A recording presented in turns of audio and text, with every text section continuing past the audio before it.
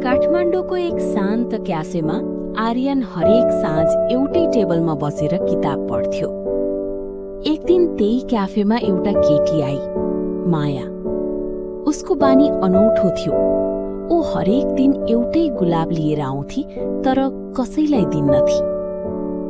आर्यनले धेरै दिनसम्म चुपचाप उसलाई हेरिरह्यो।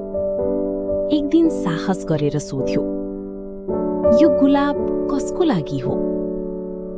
मायाले हल्का मुस्कान दिँदै भनिन्, त्यो मान्छेको लागि जसले मेरो आँखा होइन, मेरो मौनता बुझोस्। त्यो उत्तरपछि आर्यन झन् उसको नजिक हुन थाल्यो। उनीहरू दिनदिनै भेट्न थाली, साना कुरामा हाँस्न थाली, अनि बिस्तारै प्रेम गहिरिँदै गयो। तर एक दिन माया अचानक क्याफे आउन छोडिन्। आर्यन बेचैन भयो। धेरै खोजेपछि उसले थाहा पायो माया विदेश जाँदै रहेछिन्। एयरपोर्टमा आर्यन दौडिँदै पुग्यो। उसको हातमा एउटा गुलाब थियो। उसले मायालाई हेरेर भन्यो, तिमीले भनेकी थियौ नि, मौनता बुझ्ने मान्छेलाई गुलाब दिने।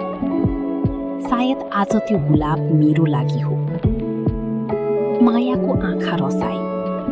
उसले त्यो गुलाब आर्यनको हातमा राख्दै भनिन्, ढिलो भयो, तर सही मान्छेलाई भेट्न कहिल्यै ढिलो हुँदैन।